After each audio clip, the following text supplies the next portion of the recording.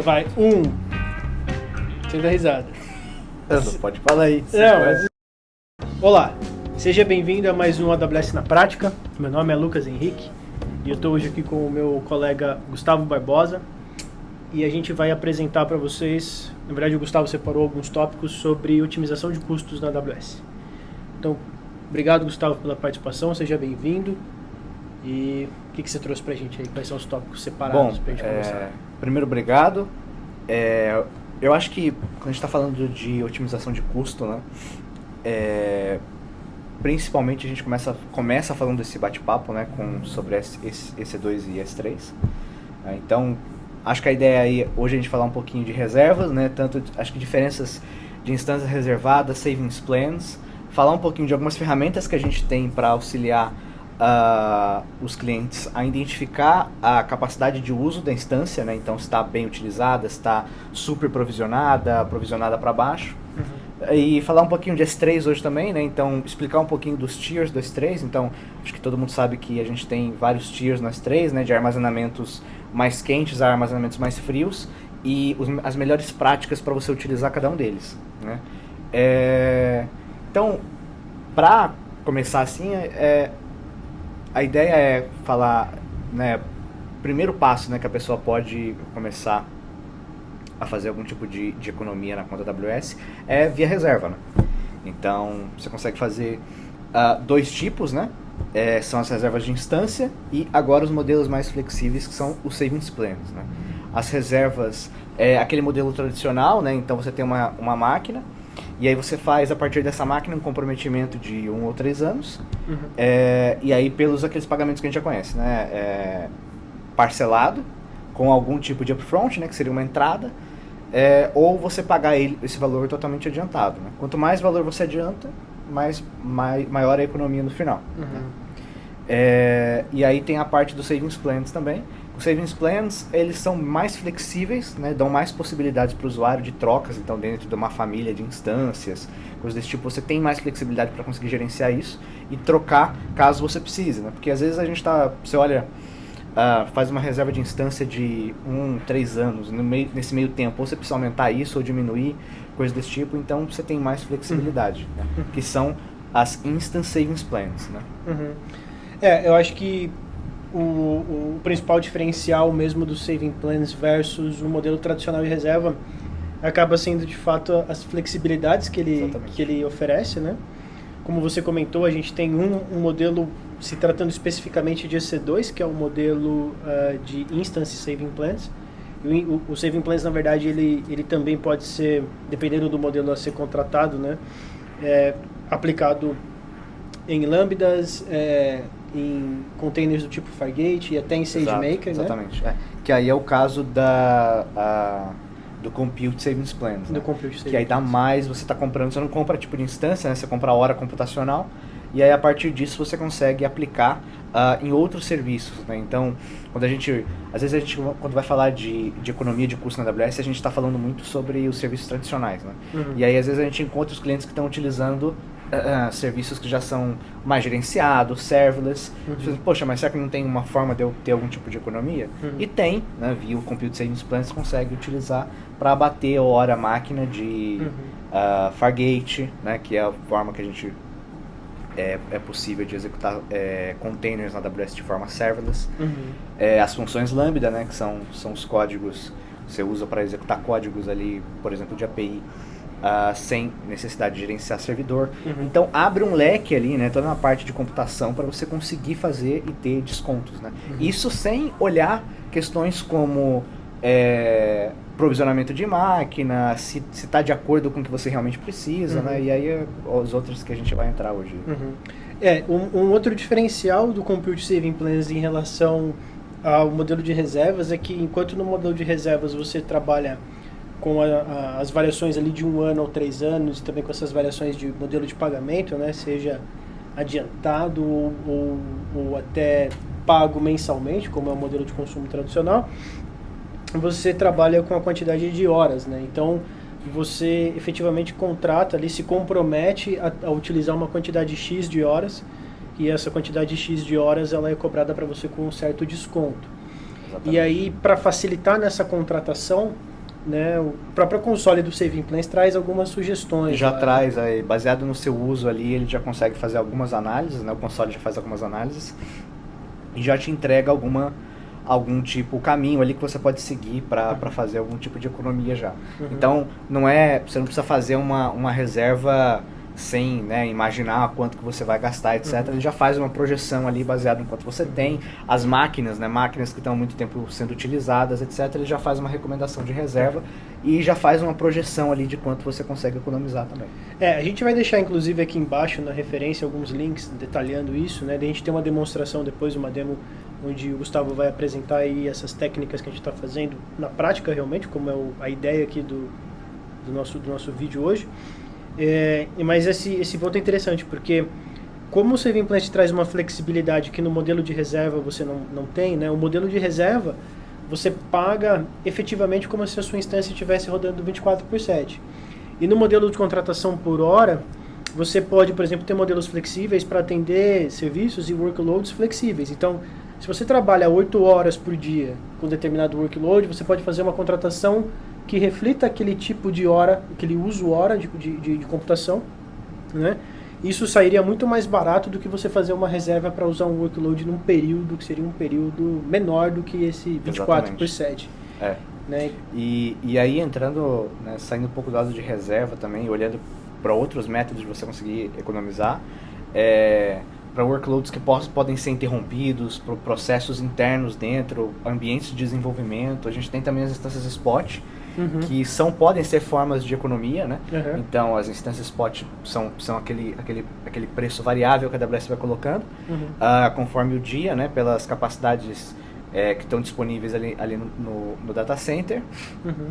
E essas economias podem chegar até 90% de desconto comparado ao modelo on-demand. Né? A única questão, né, o outro lado da balança, é que a AWS pode pedir essa máquina de volta, requerir essa máquina de volta, e aí você tem, ela faz uma marcação dentro de um arquivo dentro da máquina, e aí com 2 minutos depois a máquina ela é desligada. Né? Então, eu sempre digo, né, que é uma área ali que você precisa ter um pouco de maturidade a mais na nuvem, né, e entender melhor seu workload, mas sempre tem áreas em que você consegue colocar esse tipo de máquina hoje. Né? Então, se você tiver uma área de desenvolvimento dentro da empresa, que o desenvolvedor precisa subir uma máquina ali rápido, testar um negócio, fazer um desenvolvimento, poxa, ao invés de ele subir isso em on-demand, sobe isso em spot. Né? A gente tem um site, né, que é o Spot Instance Advisor, que ele te mostra a economia comparado ao modelo on-demand, né, e qual a frequência de interrupção. Então, dentro do site você já consegue ver. A gente diz, a máquina pode ser interrompida, mas pode ser interrompida quanto, né? Qual a frequência? Né? E se você olha no site, a maior parte é menos de 5% de interrupção. Então, às vezes é um modelo de economia que faz sentido. Né? Mesmo que você no seu ambiente produtivo você não utilize, em áreas de desenvolvimento IKEA você pode utilizar também. E são formas de você ter economia. Né? Essa balança, como você comentou, né, a ideia ali é que você faça de fato essa avaliação. A gente tem vários clientes, vários estudos de caso, a gente vai deixar também algumas referências aqui de ambientes produtivos praticamente com mais ali de 50% rodando em Spot Instances, então faz esse equilíbrio.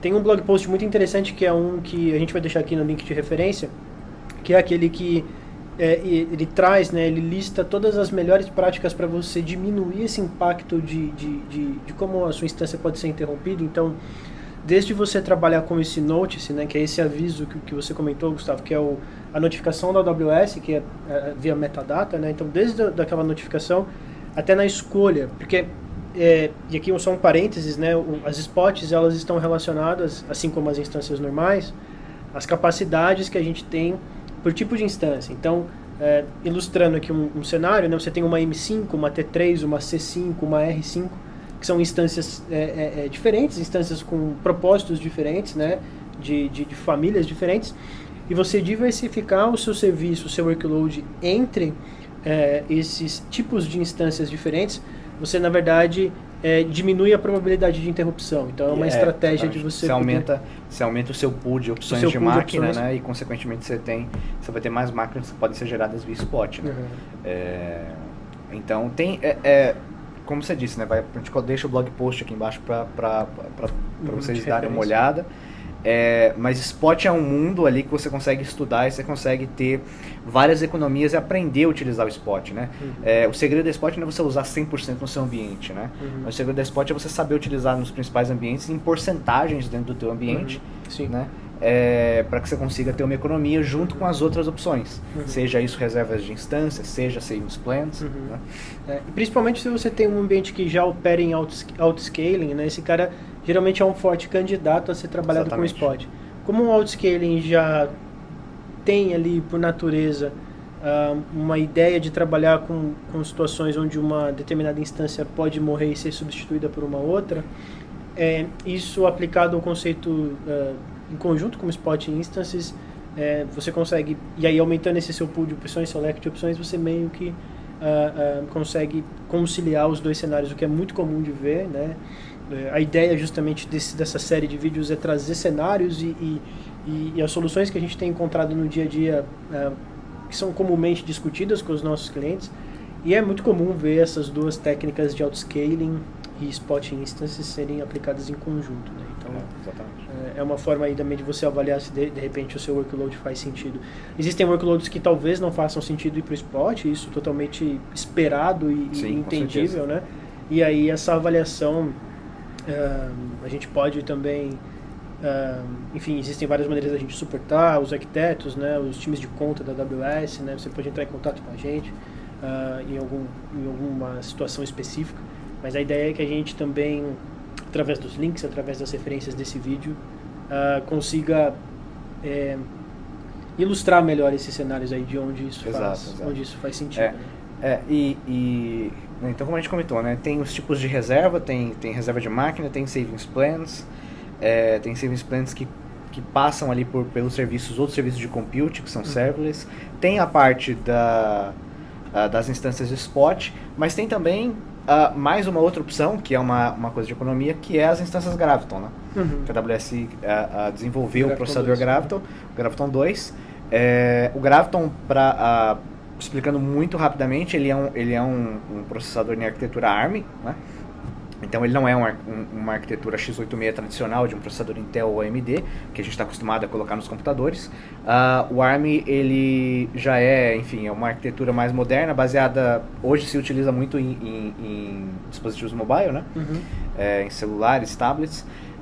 E essas máquinas, elas são mais baratas também, né? Elas garantem, por vários motivos, né? Então, instâncias com processadores ARM, né, tem uma eficiência energética maior, possuem também, e aí o Graviton 2 também entrega junto um ganho ali de preço, performance maior em comparação com as instâncias tradicionais, né? Por se tratar de um processador com uma arquitetura nova, uma arquitetura ARM, muitas das aplicações que são executadas hoje, provavelmente elas precisam de recompilação, né? Então você precisa recompilar a tua aplicação para você executar. Né? E tem algumas limitações também, principalmente ali em parte do sistema operacional, né? Então, só Linux hoje, né? Exatamente. Na AWS, então, tipo os processadores ARM, o Graviton 2, você consegue criar essa instância na AWS com o sistema operacional Linux. Né? Mas, por exemplo, aplicações containerizadas, já várias linguagens já tem ali disponibilidade para arquitetura arquitetura 64, né? Então pode ser uma opção. ARM. Isso. Então pode ser uma opção. Também ali, é necessário fazer testes, né? Então criar. A gente tem um estudo bem legal do GitHub que a gente deixa aqui no link, que ele lista as principais soluções open source, soluções de mercado e possíveis ali dicas de como você pode verificar e talvez migrar algumas dessas passo aplicações, a passo, né? Esse passo a passo ali do começo de subir uma máquina, testar, identificar quais são as linguagens, como é que o workload se comporta, tudo isso já tem um passo a passo ali, a gente deixa na descrição também. Mas também um caminho de otimização de custo, porque as instâncias Graviton são mais baratas comparadas com as instâncias normais.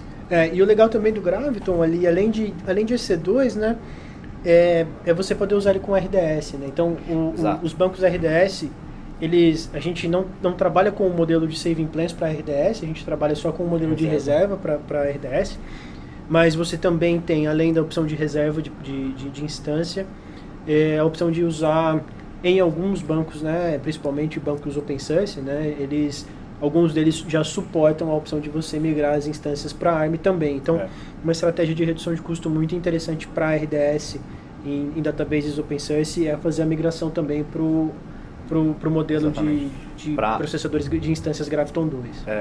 Para softwares de banco de dados que são open source, já é possível dentro do console, quando você vai criar uma instância RDS, você optar por máquinas com Graviton. Então também outra forma de fazer economia. Legal. E aí, tudo isso que a gente está conversando aqui, na verdade, acaba sendo meio que... São recursos combináveis, né? Então você pode fazer um saving plans de uma instância Graviton. Isso lá na ponta do lápis depois traz uma redução expressiva ali para o seu ambiente. Um não exclui o outro, né? É sempre um conjunto de ações que você pode tomar. Então, para a base ali de requisições que você sempre tem na tua aplicação, você pode optar por uma reserva ou um savings plans. Ali para áreas de desenvolvimento, ou se você tiver mais maturidade ali, pode optar por instâncias spot, pode testar as instâncias Graviton 2, né? Então tudo isso é combinável, né? São formas de, quando você olha todo esse ferramental, né, de opções que você tem para conseguir reduzir o custo, se você utiliza todas elas ou a grande maioria, você consegue ter uma redução de custo significativa ali na tua conta, principalmente se você está usando instâncias EC2 e coisas do tipo. Além disso, também a gente tem ferramentas que analisam as instâncias que estão em uso e analisam a utilização de CPU e memória, né, e consequentemente te entregam projeções propostas para que você troque essa máquina.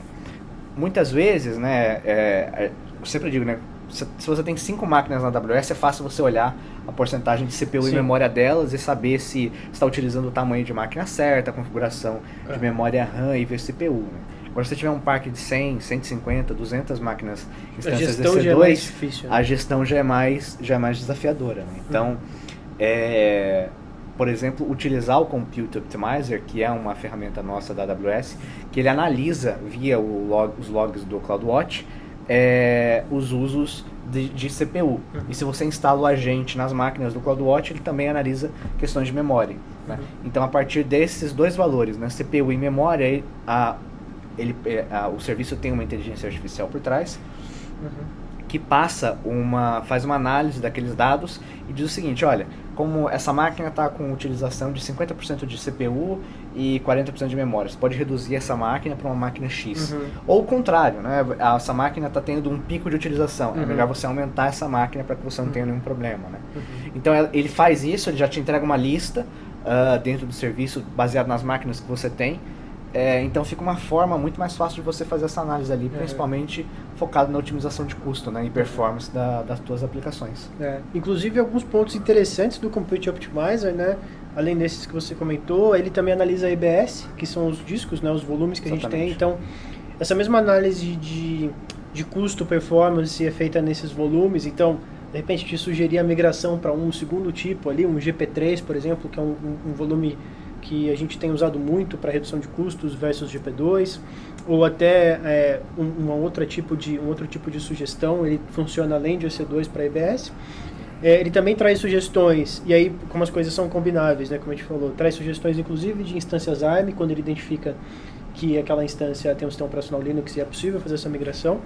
E o mais interessante, né, que ele tem uma coluninha que ele fala o esforço dessa migração. Então ele meio que entende se você vai ter um esforço alto, né, versus o tipo que você está hoje.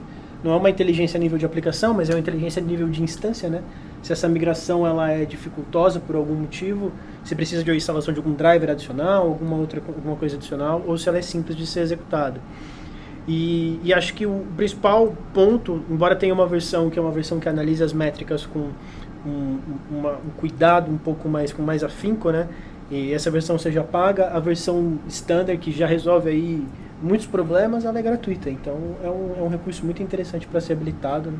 E a gente deixa depois a referência de como fazer isso, o Gustavo mostra também na prática. Exatamente. E a ideia é que vocês façam uso dessa ferramenta para poder justamente gerar ali insights e sugestões de otimização de recursos.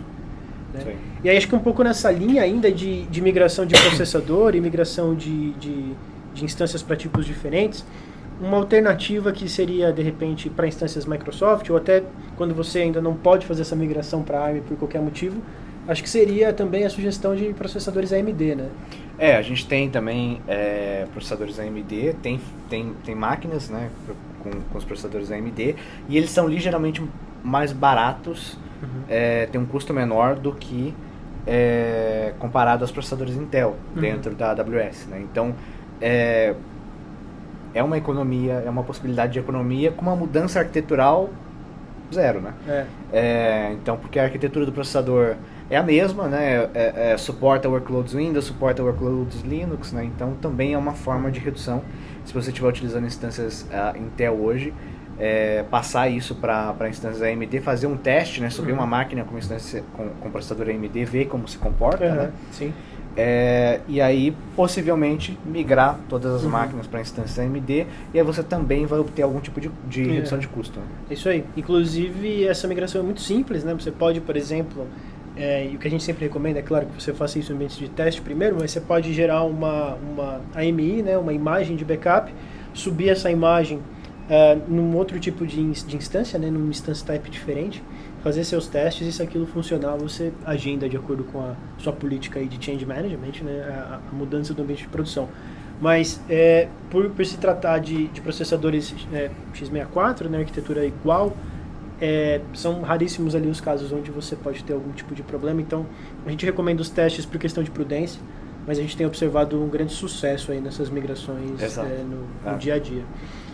E acho que para instâncias EC2 seria mais nessa linha assim, de sugestões, pelo menos de maneira abrangente, né? Acho que a gente deu um overview amplo aqui, né? Falamos de savings plans, reserva, ferramentas que podem auxiliar ali na redução e na análise do teu ambiente para fazer algum tipo de redução de custo, outros tipos de processadores. Então, já tem um overview legal, né? Para esse primeiro bate-papo sobre o assunto. Para essa parte de computação, né? Falando um pouquinho de storage, né? Falando um pouquinho de S3, tem algumas dicas de S3 que podem auxiliar a reduzir o custo de armazenamento ali de objeto que as pessoas têm na conta, né? Todos eles, em grande maioria, passam pela utilização correta do serviço, né? Então, muitas vezes a gente vê clientes armazenando muitos dados em um tier, por exemplo, no tier standard do S3, que é onde o arquivo fica ali disponível em milissegundos.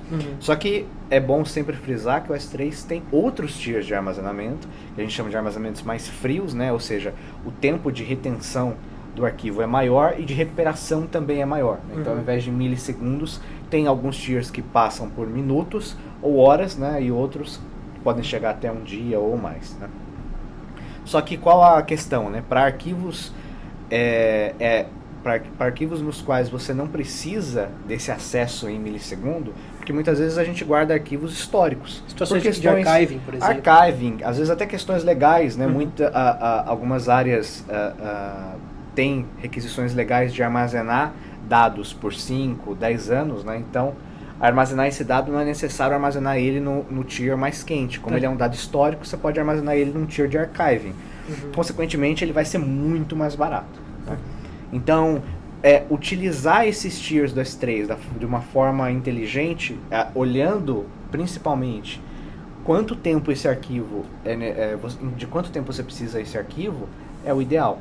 Lógico que quando a gente olha, por exemplo, para um ciclo de vida de um arquivo, né, muitas vezes quando você cria esse arquivo, ele está quente, né, você precisa dele recorrente por um tempo. E depois, como a idade do arquivo vai avançando, você não precisa mais tanto dele, vai se tornando um arquivo histórico. Para isso, o S3 tem duas funções, né? O Lifecycle, né, que são as Lifecycle Policies, que funcionam são políticas de ciclo de vida, né, que você configura dentro do seu bucket. Isso significa que toda vez que um arquivo entra dentro desse bucket, ele vai passar por esse ciclo de vida que pode ser configurado. Né? Então, eu quero que ele fique 30 dias no tier de armazenamento mais rápido. Depois eu quero que ele vá descendo para tiers mais frios, porque eu não vou precisar dele, e se eu precisar, eu posso esperar um dia, né, para ter esse tempo de recuperação mais longo, mas ainda assim pagar menos pelo armazenamento. Então você meio que monta ali uma estratégia de movimentação de arquivos baseados em alguns critérios ali que você estabelece, né? Exato. E aí o Lifecycle acaba ajudando muito, né? Principalmente quando você já tem esse conhecimento prévio e você tem, seja via histórias de Lenz ou seja via uma outra maneira que você consiga medir isso, ou até por conhecimento do seu negócio, da sua estrutura, quando você sabe o tipo de arquivo que você precisa, né? Mas existem muitos cenários que a gente identifica onde os clientes não têm uma ideia clara ali do padrão de acesso, vamos colocar assim, de alguns objetos e de alguns arquivos ali dentro do bucket, né? E aí, pensando nisso, a gente tem ali a possibilidade do Intelligent Tiering também, né? Exato. Que surge justamente para cobrir esse ponto onde os padrões não são tão fáceis de serem estabelecidos, ou quando você precisaria recorrer a uma certa ferramenta que tem uma inteligência por trás, né, para poder fazer essas movimentações. Exato. Então, o Intelligent Steering, ele é essa opção para quando você não tem uma lógica ali do padrão de acesso. Uhum. Porque para alguns arquivos a gente pode ter essa lógica, né? Mas para alguns outros, muitas vezes a gente realmente não tem. Uhum. Então, o Intelligent Steering, ele aplica algum tipo de inteligência por trás para analisar padrão de acesso, e aí ele vai descendo esse arquivo de acordo com o padrão, com o histórico de acessos daquele arquivo. Né? Você pode meio que configurar até onde você quer ir, né? Exato. Isso porque o S3, e aí de novo a gente põe nas referências ali para uma consulta rápida, mas ele tem diversos tipos, né, de tier de arquivo, que vão, como o Gustavo comentou, desde o acesso mais rápido e mais frequente até o acesso mais cold ali, mais frio, né, e infrequente. E existem camadas nesse meio do caminho que foram criadas justamente para atender use cases específicos, né? E o Intelligent Tiering consegue olhar para cada uma dessas camadas e olhar para esses objetos e fazer um cruzamento de dados dizendo, olha, para esse conjunto de dados, a melhor estratégia seria essa movimentação para esse tipo de bucket específico. Exato. Isso faz com que você, ao longo dos meses, aí, ao longo dos anos de utilização, você consiga reduzir bastante o consumo, né,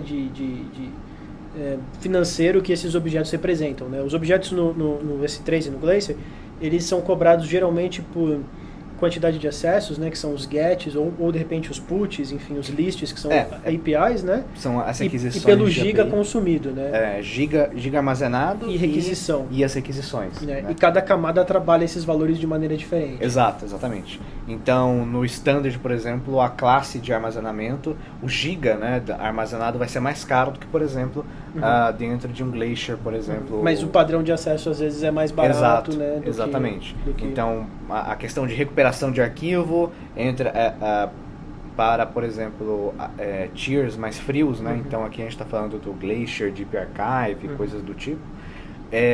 Entra a variável também da recuperação do arquivo, né? Então você pode optar, caso queira, por uma recuperação de arquivo mais rápida, mas aí você paga por isso.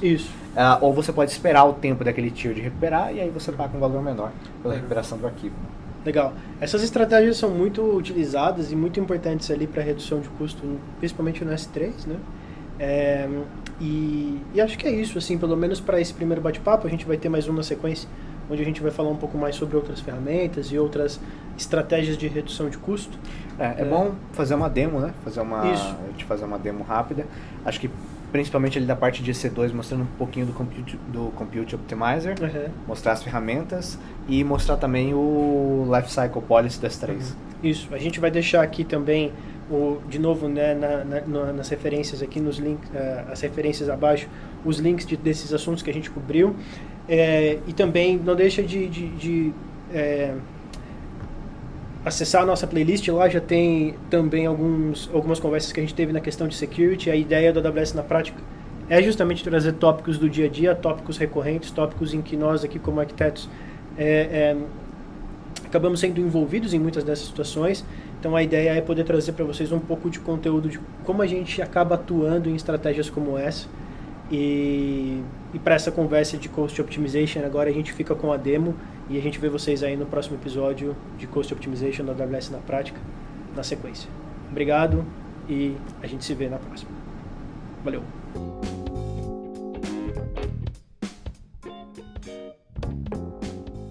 Bom, pessoal, para fazer a demo do S3 sobre Lifecycle Policy, eu tenho um bucket aqui demo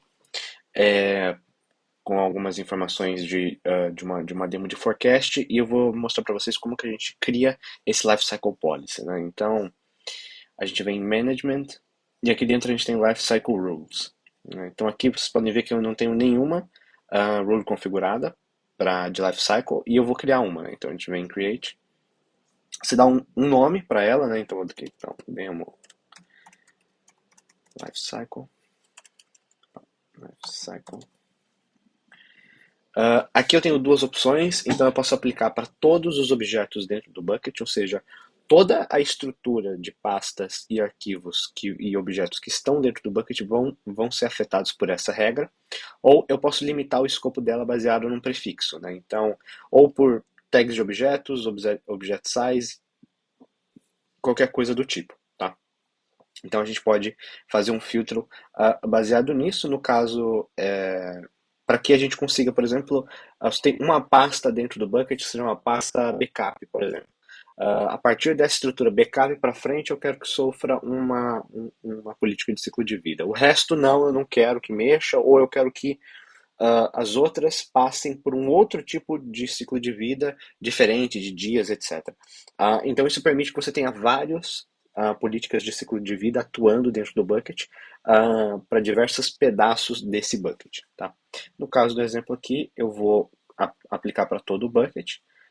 Aqui eu tenho algumas regras, então eu posso mover só as versões atuais, posso mover as versões que não são atuais, as versões que foram expiradas, permanentemente deletar versões antigas de objetos. Então eu tenho várias opções. Então eu quero move current versions of objects between stored classes, né? Então as versões atuais dos objetos eu quero que eu consiga mover para classes do S3 diferentes. Então aqui eu seleciono qual o destino, então ele mostra todas: Glacier Instant Retrieval, Flexible Retrieval, Glacier Deep Archive, OneZone AI, Intelligent Steering ou Standard AI. Eu vou querer Glacier Instant Retrieval, eu quero que essa regra seja aplicada 30 dias depois. Eu posso criar outra transição para um tier mais frio ainda, e no caso eu vou colocar para o Flexible Retrieval ou para o Deep Archive. Quero jogar direto no Deep Archive depois de 90 dias. Então eu consigo ir criando regras para esses arquivos irem descendo entre as classes de armazenamento, baseado nos dias que eu quero, né?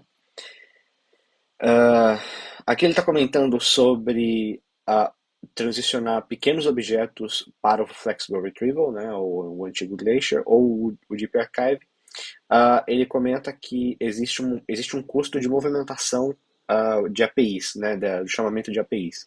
E como ele faz isso por objetos, se você estiver transicionando muitos objetos pequenos entre essas classes de storage, isso pode incorrer em custos altos. Então, dando uma knowledge sobre isso. E aí, a gente conseguiu criar a regra e agora ela já está atuando dentro do banco. Bom, pessoal, e uma demo rápida mostrando um pouquinho do Compute Optimizer que a gente já tinha comentado. O Compute Optimizer ele pega insights das instâncias EC2 e coloca para que você consiga fazer toda a parte de análise de desempenho das máquinas e entender se elas estão over-provisioned, se elas estão otimizadas ou se elas estão under-provisioned, né? Ou seja, se elas têm capacidade a mais do que o necessário, se a capacidade e a necessidade estão iguais, ou se a capacidade dela é insuficiente para a demanda que a máquina tem. Para uma parte de demo aqui, eu tenho 3 máquinas aqui de um teste de carga anterior, e aqui mostrando um pouquinho, né? Ele explica sobre o que essa máquina tem, né? Então, ele diz que ela está over-provisioned, baseado no meu desempenho. Então, em vários aspectos, tanto de rede quanto de utilização de CPU, ela está over-provisioned, e ele faz algumas recomendações de quanto eu posso reduzir essa máquina, né? Então, atualmente é uma M516X Large, e ele faz recomendações, a opção 1, 2 e 3. né? Então, o novo preço on demand e quanto seria a redução de preço, né? Aqui ele te dá alguns riscos, performance risk, se tem algum, migration effort, se tem algum esforço de você migrar, né? Aqui na opção 1 ele faz uma redução, faz uma recomendação de instâncias Graviton, né? Então ele até explica que o migration effort é medium, e tem uma diferença arquitetural, né? Então porque você está utilizando processadores Graviton, eles são processadores baseados em ARM, então você precisaria fazer uma análise da tua aplicação para entender se é possível migrar de um x86 para um processador ARM, né? Então ele já deixa isso. E aqui no fundo, no final, ele deixa das configurações da máquina que está sendo recomendado.